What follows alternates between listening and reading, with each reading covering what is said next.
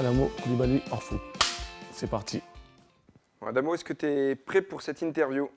Je suis toujours prêt. Adamo, nous on connaît le joueur, Adamo Coulibaly, on a appris à le connaître. Ouais.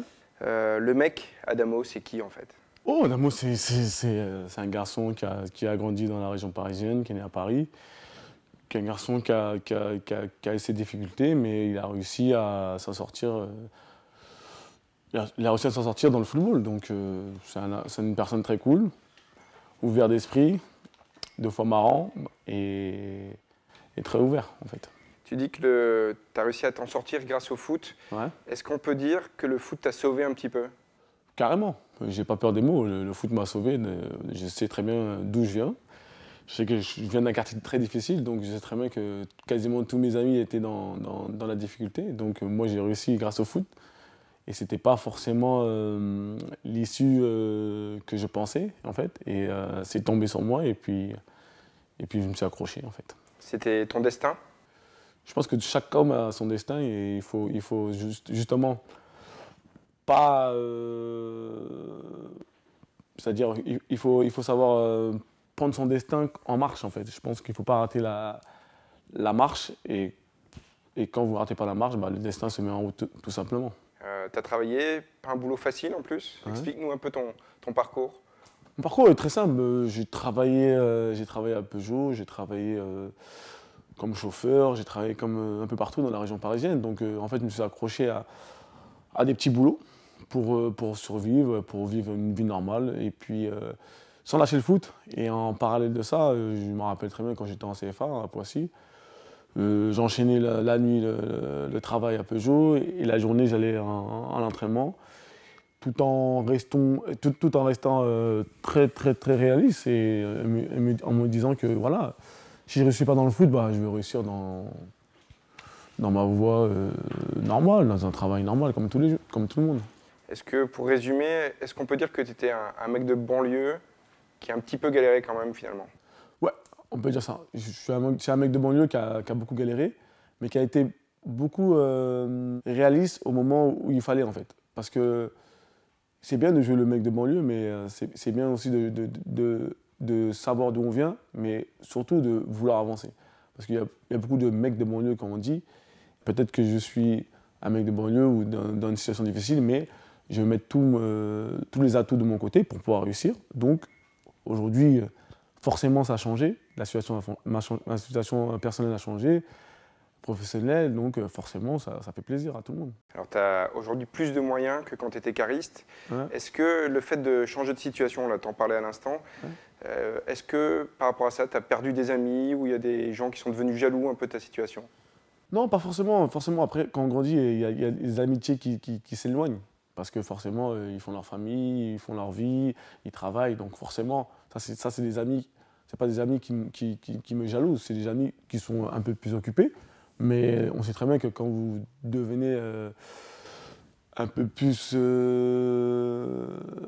comment dire, on vous voit plus à la télé, forcément il y a plus des amis. Il y a des amis qui sont là pour certaines choses et les vrais amis sont toujours là. C'est des mecs que tu peux appeler à n'importe quelle heure? À n'importe quelle heure, c'est des amis que j'ai grandi avec eux, que je sais que très bien que quand je regarde dans les yeux, je les comprends. Je sais très bien qu'à tout moment, je peux les appeler et il n'y a pas de galère. Ils viennent souvent au match. C'est des amis à qui j'ai grandi, donc forcément, ils n'ont pas changé. Comme moi, je sais très bien que je n'ai pas changé. Donc voilà, je suis resté simple quand même. Sur le terrain, on connaît Adamo Coulibaly, le numéro 9 du Racing, un joueur généreux. Est-ce que dans la vie, tu es un homme généreux aussi, ou alors il faut savoir être égoïste aussi de temps en temps? Pas forcément, justement. Je suis, comme dans le foot, je suis pareil dans la vie en fait. Parce que je suis très généreux avec tous les gens qui m'entourent, donc ils le savent. C'est un exemple, quand on joue à Paris, au Stade de France, je prends au moins 50, 60 tickets. Donc c'est que je ne peux pas amener tout le monde, mais j'amène au moins une bonne partie. Donc je suis une personne très généreuse et tout le monde le sait. Donc que ce soit mes coéquipiers et mes amis. Donc j'essaie de rendre la monnaie de la pièce à des gens qui sont proches de moi. Adamo Coulibaly, dans 10 ans, il aura changé, forcément. Tu te vois comment, toi, dans une dizaine d'années? Moi, dans une dizaine d'années, je me vois très bien. J'essaye d'investir pour pouvoir être bien demain. Donc je pense que j'espère d'être dans une bonne situation, j'espère d'être en bonne santé, je pense que c'est l'essentiel. Et après, si les gens qui sont autour de moi sont en bonne santé aussi, et, bah forcément ça sera un plaisir partagé. Adamo Coulibaly, plus tard, aujourd'hui il est footballeur, plus tard il fera quoi? Plus tard, il aura peut-être un garage auto, peut-être il aura une agence immobilière, peut-être qu'il aura investi dans plein de choses. Tu veux provoquer le destin ou c'est le destin qui viendra à toi? Je pense que je suis en route dans mon destin, donc provoquer mon destin, je pense que je suis dedans, donc il faut que je construise mon destin, tout simplement. Après, voilà, il y a des choses qui m'intéressent, il y a beaucoup de choses qui m'intéressent, comme devenir coach, il y a plein de choses. Il y a plein de choses que je n'ai pas encore réalisées, que j'ai envie de réaliser, et aujourd'hui, je peux et j'ai un peu l'opportunité de les réaliser, donc je reste concentré, la tête sur les épaules, mais je sais très bien qu'il ne faut pas que je perde le fil, en fait. On a l'impression d'avoir un mec serein en face de nous, là. Est-ce qu'Adamo Coulibaly mérite tout ce qu'il a aujourd'hui, selon toi? Je pense que tout ce que j'ai réalisé, je ne l'ai pas volé. Donc c'est ça ma fierté, en fait, parce que je suis arrivé d'en bas, donc j'ai monté les étages, les échelons, comme on peut dire, et je suis arrivé à un certain niveau où je ne le pensais pas forcément. Donc, et j'ai réalisé que forcément avec le travail, on peut tout faire, et on peut réaliser ses rêves, et surtout de jouer face à des joueurs qu'on ne pouvait pas imaginer. Donc en fait, c'est ma confiance. En fait, je pense que j'ai beaucoup confiance en moi. Et c'est ça qui fait que chaque jour, j'arrive toujours à marcher la tête haute et me dire que demain, je peux réaliser ça et je peux devenir un joueur de foot professionnel comme je rêvais quand j'étais petit. Adamo, c'est le point final de notre interview. Merci de nous avoir reçus.